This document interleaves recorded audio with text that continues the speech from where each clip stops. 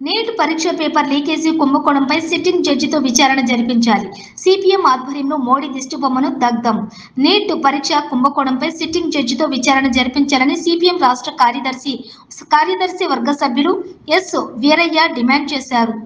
గురువారం CPM party Penpahad మండల committee ఆధ్వర్యంలో నీట్ పరీక్ష పేపర్లు లీకేజీ వ్యతిరేకిస్తూ శ్రీ సత్య ఫంక్షన్ హాల్ నుండి ఎంపీడీఓ కార్యాలయం వరకు ర్యాలీ నిర్వహించి ప్రధాని నరేంద్ర మోడీ దిష్టిబొమ్మను దగ్ధం చేశారు. ఈ సందర్భంగా ఆయన మాట్లాడుతూ నీట్ పరీక్ష పేపర్ లీకేజీ మూలంగా 24 లక్షల కుటుంబాలు తీవ్ర ఆవేదనలో ఉన్నాయన్నారు. వారి పిల్లల భవిష్యత్తు ఏమిటని విద్యార్థుల తల్లిదండ్రులు ఆందోళన చెందుతున్నారని ఆవేదన వ్యక్తం చేశారు. తెలంగాణ రాష్ట్ర పౌర సరఫరాల మరియు భారీ అవకతవకలు జరిగాయి. దీని మీద సుప్రీంకోర్టు జడ్జితో విచారణ జరిపించాల్సిన అవసరం ఉంది. మిగతా బాధ్యులను కూడా కఠినంగా శిక్షించాలి. దీనికి ఎవరు బాధ్యులో వారిని వెంటనే శిక్షించాల్సినటువంటి అవసరం కూడా ఉంది. ఎందుకంటే 24 లక్షల విద్యార్థులతో పాటు తల్లిదండ్రులు ఆవేదన చెందుతుంటే కనీసం మోడీ గారు మౌనంగా ఉన్నారు. మాన్ కీ బాత్లో మాత్రం మోడీ గారు మాట్లాడతారు, కానీ 24 లక్షల విద్యార్థుల ఆవేదన చెందుతూ ఉంటుంటే కనీసం మాట్లాడకపోవటం చాలా దుర్మార్గం. కాబట్టి వెంటనే మోడీ గారు విద్యార్థులకు ఒక భరోసా ఇవ్వాలి. మేమున్నాము, మేము విద్యార్థులకు భరోసా కల్పిస్తాము. ఎందుకంటే ఇప్పటికే ఒక అమ్మాయి చనిపోయింది. కాబట్టి విద్యార్థులకు భరోసా కల్పించాలి. మళ్ళీ ఎగ్జామ్ కూడా కల్పించే విధంగా ఇవాళ విద్యార్థి తల్లిదండ్రులందరూ కూడా మళ్ళీ ఎగ్జామ్ పెట్టాలని డిమాండ్ చేస్తూ ఉన్నారు. కాబట్టి ఆ రకంగా వారి యొక్క డిమాండ్ను కూడా పరిష్కరించాల్సినటువంటి అవసరం ఉందని బీజేపీ ప్రభుత్వాన్ని డిమాండ్ చేస్తూ ఉన్నాం. సిపిఎం పార్టీగా డిమాండ్ చేస్తూ ఉన్నాం. లేకపోతే పెద్ద ఎత్తున విద్యార్థుల తరఫున సిపిఎం పార్టీ ఆందోళన కార్యక్రమాలు చేపడతామని సందర్భంగా హెచ్చరిస్తున్నాం.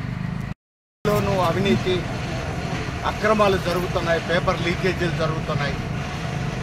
24 లక్షల మంది విద్యార్థులు రాసినటువంటి నీట్ పరీక్ష, వైద్య విద్య కోర్సులో సీట్ల కోసం పరీక్షలు రాసినటువంటి 24 లక్షల మంది విద్యార్థుల జీవితాలు ఈరోజు అగమ్యగోచరంగా తయారైనాయి. 24 లక్షల కుటుంబాలు ఈరోజు తీవ్రమైనటువంటి ఆందోళన చెందుతున్నారు. బీహార్లోను, గుజరాత్లోను, హర్యానాలోను ఈరోజు పేపర్ లీకేజీ అయింది. బీహార్లో ఇప్పటికే 13 మందిని అరెస్టు చేశారు, కేసులు పెట్టారని చెప్తున్నారు. మరోవైపు కేంద్ర ప్రభుత్వం పేపర్ లీక్ కాలేదు, ఏమీ జరగలేదని చెప్పి బుకాయించే ప్రయత్నం చేస్తున్నది. అందుకని తక్షణమే దీని మీద న్యాయ విచారణ జరిపించాలి, బాధ్యులను శిక్షించాలి అని చెప్పి సిపిఎం డిమాండ్ చేస్తున్నది.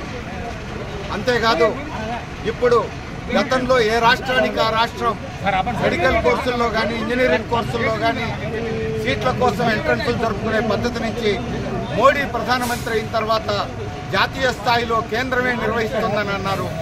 కానీ కేంద్రం నిర్వహించడం మొదలుపెట్టిన తర్వాత పేపర్ లీకేజీలు పెరిగినాయి. ప్రజల జీవితాలతో చెలగాటమాడుతున్నారు.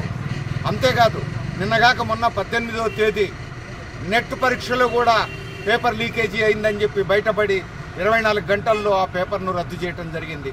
అంటే కేంద్ర ప్రభుత్వం ఏ పరీక్ష పెట్టినా లీకేజీలు ముందుకు వస్తున్నాయి. అందుకని ఉన్నత విద్య కోసం జరిగే ఎంట్రన్స్ పరీక్షల మీద ప్రజలకు విశ్వాసం లేకుండా పోయే పరిస్థితి ఏర్పడతా ఉంది. తక్షణమే న్యాయ విచారణ జరిపి బాధ్యులను శిక్షించాలి. అట్లనే 24 లక్షల కుటుంబాలకు న్యాయం చేయాలి. ఇక నుంచి గతంలో లాగానే ఏ రాష్ట్రానికి సంబంధించి ఆ రాష్ట్రమే ఎంట్రన్స్ పరీక్షలు నిర్వహించుకునే విధంగా కేంద్ర చట్టాన్ని రద్దు చేయాలని చెప్పేసి సిపిఎం డిమాండ్ చేస్తుంది.